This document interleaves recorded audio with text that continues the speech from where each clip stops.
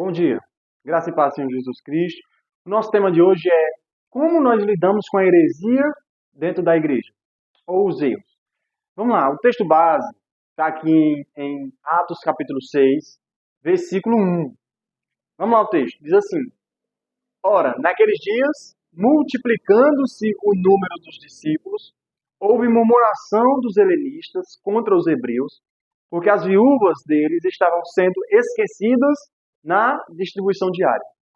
Então, a igreja aqui crescia, o número dos discípulos avançava. O nosso contexto é isso. E ali começou a surgir problemas. As viúvas helenistas, no caso, aqui, elas começaram a murmurar. As helenistas eram gregos, por exemplo, cristãos que eram gregos ali, e tinha também os cristãos hebreus, que eram os judeus. Então, começou a haver uma reclamação, uma murmuração, havia um erro ali. E era uma reclamação justa, porque elas estavam sendo esquecidas nessa distribuição diária que havia ali na igreja primitiva.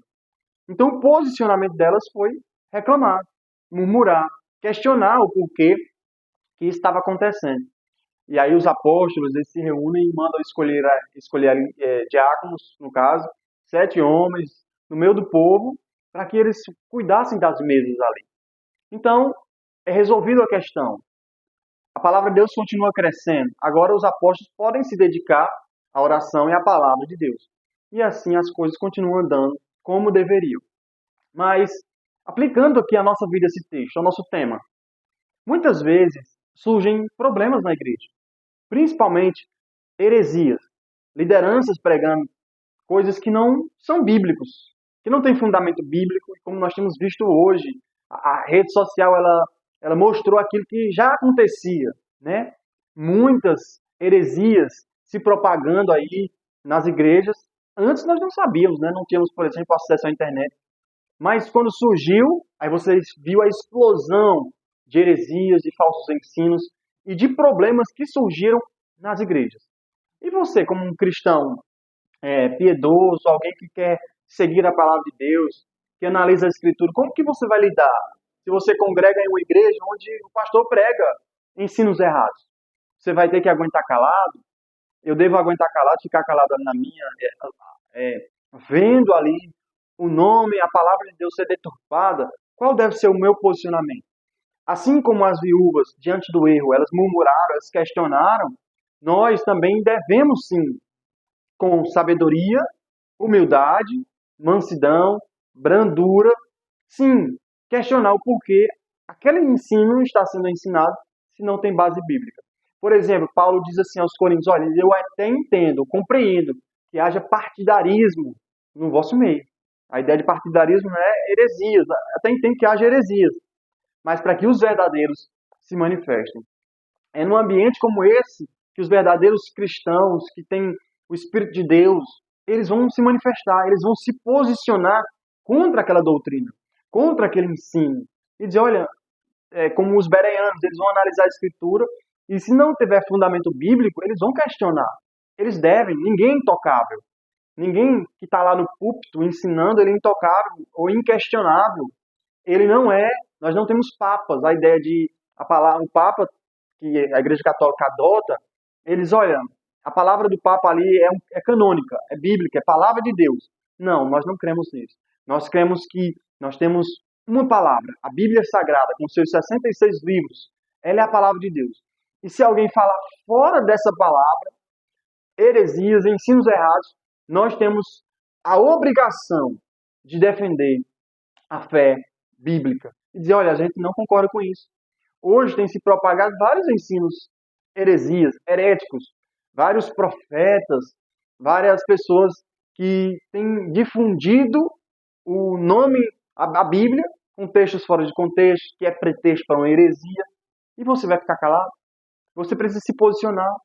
Você precisa, sim, como um verdadeiro cristão, dizer, olha, isso aí não tem fundamento bíblico. Nós não cremos nisso, não há base. E aí, como é que lidar com isso na igreja? Às vezes você precisa, com sabedoria, chegar junto ao seu pastor, na liderança, e dizer, olha, esse texto você pregou errado. Com humildade ali. Quem sabe, assim como aconteceu com a questão aqui em Atos, possa trazer uma resposta aceitável. possa haver uma mudança na forma de pensar do pastor, possa haver uma mudança seguindo a sua atitude de se posicionar. As igrejas, eu penso para mim que o que falta nas igrejas hoje são crentes verdadeiros, crentes genuínos, que sobem lá no púlpito para pregar a verdade do Evangelho, crentes que questionam e perguntam à liderança: por que você está pregando isso se não tem base bíblica? Por que você está ensinando essa heresia aqui na igreja? Então, eu não estou falando que você vai caçar briga ou impor a sua doutrina, não. Mas você vai questionar, como elas fizeram aqui. Olha, nós estamos sendo esquecidos aqui na distribuição diária. E aí, houve ali os apóstolos analisaram, provavelmente eles analisaram a situação, se de fato estava acontecendo aquilo, e aí houve ali a resolução do problema. Quem sabe você levantando um ponto na sua igreja, os irmãos, a igreja, vão analisar. Não, será se de fato o pastor está pregando certo, ou a liderança, ou o irmãozinho aqui que está lendo a Bíblia, está explicando direitinho, ele está certo. E aí eu digo para vocês, a verdade vai prevalecer. Porque o Espírito de Deus, ele nos conduz em toda a verdade. Logo a igreja, sendo uma igreja bíblica, cristãos ali, piedosos, eles vão analisar a Escritura, eles vão dizer, olha, está errado mesmo. Está errado, nós cremos assim. A Bíblia diz assim, dessa forma. Agora, as pessoas veem você, que sabe que está errado. Tem muita gente pregando errado e você está lá no meio do povo de Deus e não fala nada.